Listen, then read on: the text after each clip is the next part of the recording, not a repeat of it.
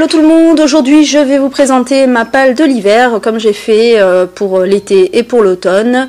Comme d'habitude je suis plusieurs challenges en même temps et là l'hiver c'est l'un des plus connus qui démarre, c'est le Cold Winter Challenge. À l'heure où je tourne, donc c'est le 1er décembre, donc ça vient de commencer. Du coup je vais vous montrer ce que j'ai prévu de lire dans le cadre du Cold Winter Challenge, mais également des autres challenges, notamment le Sweet Winter Reading, et puis bon, les challenges courants qui ont lieu tous les mois, que je continue de suivre. Je vais commencer par vous présenter le Cold Winter Challenge, je vais faire vite. Il s'agit donc d'un challenge qui a lieu sur les mois de décembre et janvier. Dans ce challenge, il y a 4 menus. Qui correspondent donc à des thèmes en fait de lecture particulière, et puis on a également donc ce qui rapporte des points. Alors apparemment c'est la nouveauté de cette année, moi j'avoue que c'est la première fois que je le fais. L'an dernier j'étais arrivée un peu à la bourre, donc bon, j'ai un peu beaucoup même, donc du coup je l'ai pas fait. Et cette année, en fait, voilà, il y a un système de points. Alors bien sûr, c'est pour soi-même, il n'y a pas de concours, il n'y a rien à gagner. C'est pour ça d'ailleurs, je ne prends jamais les gens qui trichent dans les challenges, parce que, enfin, on fait le but, c'est de se challenger soi-même. Donc, essayer de tricher, ça n'a aucun intérêt au final. Et donc là, en fait, on a des petites catégories qui rapportent 1 point par catégorie, mais l'avantage c'est qu'on peut les combiner. Par exemple, un livre peut rentrer dans plusieurs catégories. Et puis on a aussi des catégories en fait qui ne sont pas liées à la lecture, mais qui sont liées à l'hiver, et je trouve ça assez amusant. Donc je vais déjà vous présenter vite fait les menus, ensuite les catégories, et ensuite je vous dirai un peu ce que j'ai choisi. Alors désolé, je prends mon téléphone, je ne connais pas par cœur. Donc les menus, donc on a la magie de Noël. Alors la magie de Noël, c'est toutes les histoires liées à Noël comme son nom l'indique, mais également au Nouvel An et à l'Avent. Donc moi j'ai choisi en l'occurrence que des livres qui sont liés à Noël, c'est plus facile à trouver, notamment dans ma palle. En deuxième on a Flocon Magique. Alors Flocon Magique, c'est tout ce qui est conte, réécriture de contes, fantastique, fantasy. Puis Marcher dans la neige, alors là c'est le nature writing, littérature de voyage, nature, grands espaces, etc. Et enfin le dernier c'est Stalactite ensanglantée, donc là c'est tout ce qui est polar, thriller, horreur, énigme, voilà ce genre de choses.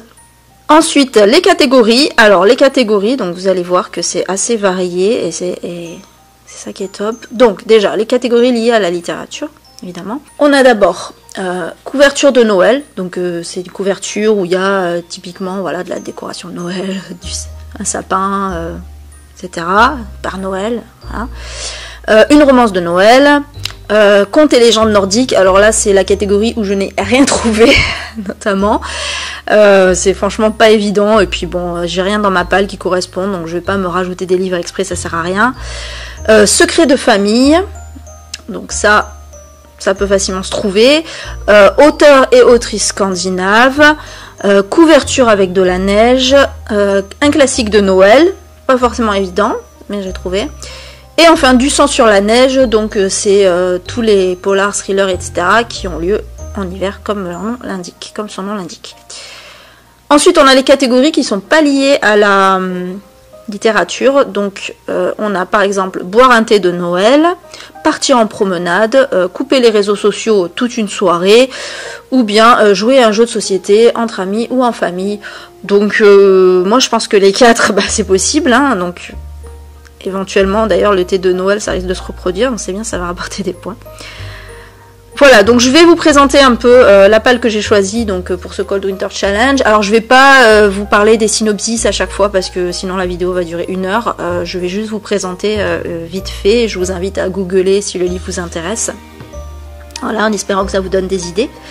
C'est un peu le but de la vidéo d'ailleurs. Alors pour le menu, la magie de Noël, donc tout ce qui est Noël, Nouvel An, Avant. Donc moi j'ai trouvé que des livres liés à Noël. Je pense que à mon avis c'est plus simple à trouver.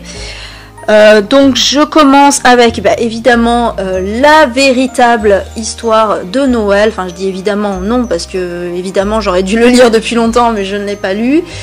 Oui, depuis le temps que j'en entends parler. Alors c'est vrai que je suis pas trop fantasy, machin, magie, etc. Mais Apparemment c'est vraiment un grand classique. Et d'ailleurs justement je vais pouvoir le mettre dans la catégorie classique de Noël, mais aussi couverture de Noël, couverture avec de la neige, y a de quoi faire. Bon, je pense que c'est le bon moment de découvrir ce livre. Ensuite, j'ai choisi donc un autre plutôt classique aussi. Il s'agit de Christmas Pudding d'Agatha Christie. Alors, c'est évidemment pas son plus connu, mais c'est sans doute avec le Noël d'Hercule Poirot, c'est deux plus connus concernant Noël. Pourquoi j'ai choisi celui-là? Bah évidemment parce que je l'ai dans ma palle, hein, c'est logique. Et puis en plus, donc voilà, on a une petite couverture de Noël, ça tombe bien, donc ça ira là-dedans. Et puis ça ira aussi dans la catégorie Sang sur la neige. Voilà, donc Agatha Christie, hein, on la présente plus. Ça, je pense que, alors c'est vrai que le dernier que j'avais lu sur Halloween, j'avais pas trop aimé, mais bon, on verra bien. Ensuite, alors là, j'ai mis deux romances de Noël, et bien, pour aller justement dans la catégorie romances de Noël. Alors, je suis pas très fan des romances, mais c'est vrai que Noël, c'est le bon moment pour lire ce genre de choses un peu légères, surtout que bon, avec le temps qui s'y prête pas beaucoup, on a juste envie, voilà, de cocooner et de lire des trucs un peu légers. Du coup, j'ai choisi Mon ex, sa copine, mon faux mec et moi, qui est apparemment une des romances de Noël les plus connues, et ça a l'air assez drôle. Alors moi, pour me plaire, hein, une romance, il faut que ce soit drôle, voilà. J'ai pas envie d'un truc cucu, la praline, gnangnan, tout ça. J'ai envie d'un truc, voilà, qui me mette de bonne humeur et voilà, qui me fasse rire. Donc je pense que ça va être pas mal. Ça va bien aller pour la couverture de Noël aussi. Et le deuxième, c'est Laisse tomber la neige de Cécile Chaumin. Alors celui-là il vient juste de sortir, moi je l'ai en e-book, je pense que voilà, ça a l'air pareil, ça a l'air marrant, donc ça ira bien avec dans la catégorie couverture avec de la neige, parfait. Et enfin, alors là, je pars dans toute autre chose. Après les romances de Noël, là je vais carrément aller dans une histoire de zombies, puisqu'il s'agit de Le jour où les zombies ont dévoré le Père Noël. Oui, alors c'est des zombies, mais c'est drôle, donc c'est ça qui est bien. Donc voilà, ça va aller dans couverture de Noël et dans Sang sur la neige, c'est parfait. L'auteur c'est S.J. Brown. Ensuite pour le menu flocons magiques, donc contes, réécriture de contes, fantastique fantasy. Alors moi j'ai choisi deux réécritures de contes, oui, alors je suis pas trop fantasy tout ça. Alors c'est vrai que la véritable histoire de Noël, hein, de Marco Leino, ça aurait pu rentrer dans cette catégorie aussi. Mais là voilà, j'ai choisi pas du tout du fantastique en fait, j'ai choisi deux réécritures de contes façon thriller horreur. Vous connaissez certainement la série des contes interdits. Moi j'ai déjà lu Peter Pan, hein, pour le Black November, que j'avais pas mal aimé. J'avais pas trouvé ça très original, mais bon voilà, c'était quand même assez sympa à lire. Donc là j'ai choisi La Reine des Neiges, et pour cause, hein, ça rentre bien dans voilà, le côté Noël, couverture avec de la neige, sang sur la neige, etc. C'est le même auteur que Peter Pan, Simon Rousseau. Donc vu que j'ai bien aimé Peter Pan, au moins je me mouille pas trop. Et le deuxième, c'est Le joueur de flûte de Hamelin de Sylvain Johnson. Alors pourquoi j'ai choisi celui-là et pas un autre? Parce que il va y avoir en janvier le Weekly Color Book Challenge. Et la couleur de ce trimestre, là, enfin de cette semaine-là, en fait, c'est le marron. Donc là, on a une belle couverture marron. Par contre, ça n'ira pas dans d'autres catégories, donc du Cold Winter Challenge, mais c'est pas grave. Ensuite, Marcher dans la neige. Alors là, c'est le menu le plus difficile pour moi parce que le nature writing et tout, c'est vraiment pas mon truc. Après, si c'est roman noir, ça va. Par exemple, j'avais adoré My Absolute Darling de Gabriel Talent. Et là, bon, bah, alors j'ai sélectionné, j'ai pas choisi, j'ai sélectionné pour l'instant 3 livres, on verra ce que je lirai. Il s'agit de Grossir le ciel de Franck Bouis, que j'ai depuis un petit moment dans ma palle et qui est assez court, donc tant mieux. Au moins, si jamais j'aime pas, je souffrirai pas trop longtemps. Mais bon, il n'y a pas de raison, hein, il a vraiment de bonnes critiques. Donc voilà. J'ai choisi également Dans la forêt de Jean England, qui paraît de bonnes critiques. Et là, pour le coup, le thème m'intéresse vraiment. Et également Délivrance de James Dickey, donc pareil, que des bonnes critiques, et moi il me faisait beaucoup envie celui-ci. Alors il n'y en a aucun des trois hein, qui entre dans des catégories, à part peut-être si l'un des trois se déroule en hiver, on pourra mettre dans Sang sur la neige, éventuellement, on verra. Et enfin, donc le menu le plus simple pour moi, c'est évidemment les stalactites ensanglantées, polar, thriller, etc. Bien sûr, puisque c'est mon domaine de prédilection. Alors, pour cela, donc j'ai choisi... Alors, pour commencer, j'ai choisi L'Appât de Daniel Cole. Alors, pourquoi j'ai choisi celui-là? Parce que ça rentre dans le cadre du défi lecture, dans l'item un livre choisi par un enfant dans votre palle, et donc le fils d'une amie m'avait choisi celui-ci. Alors c'est la suite de Ragdoll que j'avais lu également cette année ou l'année dernière, je sais plus d'ailleurs. Non, c'était l'année dernière, que j'avais bien aimé, mais la fin était quand même assez particulière. Apparemment celui-ci est mieux, donc on verra bien. Ensuite, alors L'Appât, ça rentrait pas trop dans des catégories. Par contre, les suivants, oui. J'ai notamment, alors pareil, c'est une sélection, je vais pas forcément tous les lire. J'ai Le Village de Dan Smith, avec une belle couverture enneigée, c'est parfait. Et puis dans le genre couverture enneigée, j'ai également Le Cri de Nicolas Beuglet. Rappelez-vous, j'avais adoré Le Complot. Alors oui, du coup c'est pas dans l'ordre, hein, mais je pense qu'il s'est écoulé suffisamment de mois entre les deux pour que je puisse repartir sur celui-ci sans être spoilé. Bon, ça reste quand même deux enquêtes différentes, donc ça va. Voilà, celui-là, il me fait beaucoup envie. Donc c'est parfait pour ce Cold Winter Challenge. J'ai également... Voilà, alors une de mes autrices doudou, hein, Camilla Lackberg, La Faiseuse d'Ange. Je viens de lire Le Gardien de Phare pour le Black November. J'adore toujours hein, autant la série Erika Falk et Patrick Edstrom. Ce sont des personnages que j'affectionne. Moi j'aime bien voilà, Camilla Lackberg parce que c'est de la légèreté dans le thriller en fait. Hein. Donc voilà, moi j'aime bien. Du coup, ça va être le suivant, La Faiseuse d'Ange, qui d'ailleurs est dédicacée par son autrice. Voilà. Donc La Faiseuse d'Ange qui ira d'ailleurs dans la catégorie autrice scandinave en l'occurrence. Autre auteur scandinave, c'est Simo Ituten pour Si Vulnérable. Donc Simo Ituten, c'est un Norvégien, désolé si je prononce mal son nom d'ailleurs. Si Vulnérable, qui me fait particulièrement envie. Ça fait un petit moment que je veux le caser quelque part, donc là j'ai pas réussi pour le Black November, mais là ça tombe bien, puisqu'il y a une couverture avec de la neige en plus. Et puis, alors j'ai trois romans de Yrsa Sigurðardóttir, qui est une autrice islandaise. Alors, je sais, la Scandinavie, d'ailleurs ça a été assez strict pour le Black November, et tant mieux. La Scandinavie, c'est seulement 3 pays, hein, la Suède, la Norvège et le Danemark. Mais Margot Liseuse, hein, qui est l'autrice du Cold Winter Challenge, a accepté d'étendre aux polars nordiques, enfin aux auteurs nordiques d'une façon générale, donc Islande, Finlande en plus. Du coup, je vais pouvoir mettre donc au moins l'un de ces trois. Donc j'ai ADN, j'ai Je sais qui tu es, mais aussi Bien mal acquis, sachant qu'il y a de la neige à chaque fois sur la couverture, donc ça tombe bien. Franchement, cette autrice, ça fait un moment que je l'ai dans ma palle et que je veux la lire. J'avais pas pu du coup la caser pour le Black November forcément. Et là, ça tombe bien. Ouais, en plus c'est du thriller un peu horrifique apparemment, donc c'est super. Voilà pour ce Cold Winter Challenge.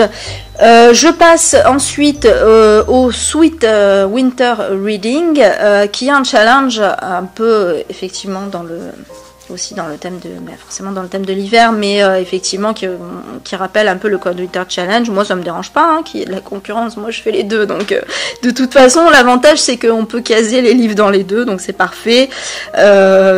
Donc Sweet Winter Reading, alors le principe est assez original quand même. On a 12 thèmes. On doit soit choisir un nombre particulier de thèmes, alors je sais plus si c'est 6, 8, 12 ou quelque chose comme ça. Et donc un livre par thème, soit choisir donc 2 ou 3 livres pour un nombre de thèmes défini. Voilà, bon. En gros c'est ça. Alors moi ça va être un peu bâtard ce que j'ai fait parce que malheureusement j'ai 10 thèmes qui m'intéressent et ça tombe pas très bien et je voudrais en lire 2-3 à chaque fois. Bon, c'est pas grave hein, de toute façon l'essentiel c'est de faire le challenge comme on l'entend et puis dans tous les cas j'en aurais validé un quand même. Alors les thèmes. Donc je vais vous présenter les thèmes en même temps que ma palle, ça ira plus vite. Alors on a le premier thème, c'est Au coin du feu, une réécriture de conte. Bon ben voilà, hein, je les ai déjà présentés. La Reine des Neiges et le joueur de flûte de Hamelin. Frisson hivernal, thriller policier horreur. Bon ben autant dire que j'ai l'embarras du choix avec tout ce que je vous ai présenté. Couleur de saison, couverture rouge, verte, blanche, bleue. Ah bon bah alors là c'est pareil, hein, voilà, donc là j'ai du blanc, là j'ai du rouge, là j'ai du bleu, j'ai pas de vert, mais bon, enfin si j'ai peut-être du vert dans mes e-books, mais là comme ça je me souviens plus des couvertures. Froid glacial, alors, froid glacial, une histoire qui se passe en hiver, bon bah autant vous dire que quasiment tous les livres que j'ai choisis se passent en hiver, ça tombe bien. Chocolat chaud et marshmallow, une romance, bon bah là je vous les ai déjà présentés, hein, Mon ex, sa copine, mon faux mec et moi de Juliette Bonte et Laisse tomber la neige de Cécile Chaumin. Silence glacé, un roman avec un secret de famille. Alors il y avait aussi l'item secret de famille, enfin la catégorie secret de famille hein, dans le Cold Winter Challenge. Moi j'ai choisi d'y mettre La faiseuse d'ange de Camilla Lackberg. Alors typiquement hein, Camilla Lackberg elle met toujours des secrets de famille dans ses romans, donc ça tombe bien. Celui-là a priori n'y fait pas exception. Pour l'instant, j'en ai pas trouvé d'autres, mais je pense que dans toutes mes lectures, il va forcément y avoir un secret de famille quelque part. C'est quelque chose d'assez courant, hein, notamment dans les thrillers.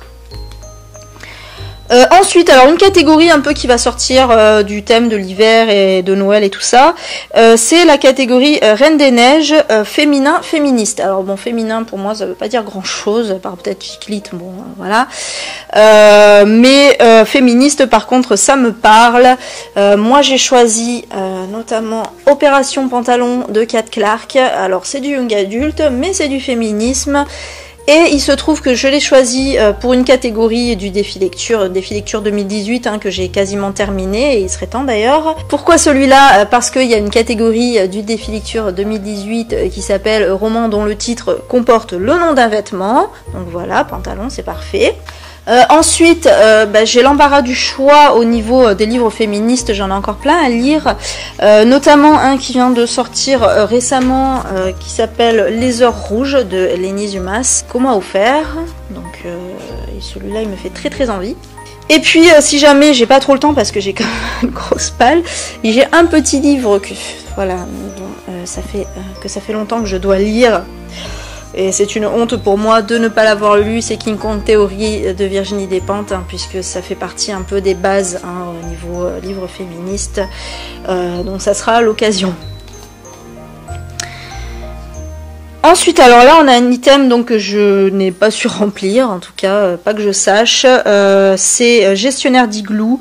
Le personnage principal est bibliothécaire ou libraire. Alors... voilà, comme ça, je vois pas où je vais pouvoir trouver ça. On sait jamais si ça tombe par hasard, mais...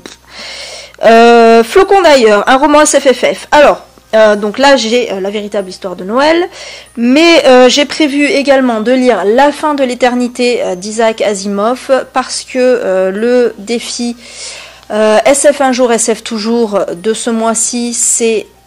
lire un livre d'Arthur C. Clarke ou d'Isaac Asimov, et j'ai également une uchronie à lire pour le défi lecture 2018, donc j'ai fait une combinaison des deux. Je sais pas trop si ça va me plaire, j'avoue que c'est pas un livre qui me tente de ouf, mais bon, on verra bien.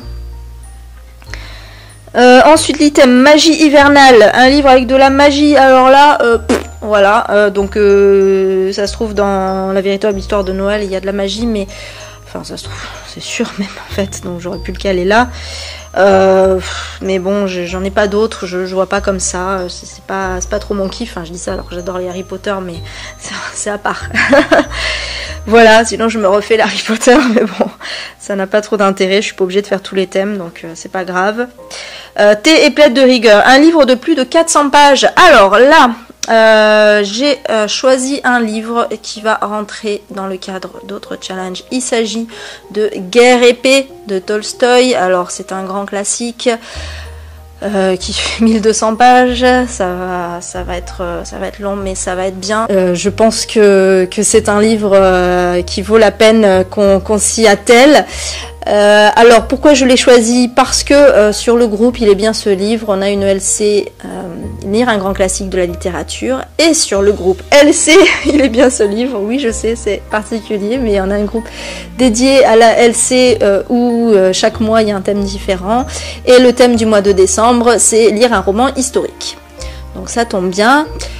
Ça rentre également dans le cadre du groupe des défis où chaque mois il faut lire un livre avec un titre dont le nombre de lettres correspond au nombre du mois. Donc 12 lettres, ça tombe bien pour le mois de décembre. Guerre et paix, ça fait 12 lettres.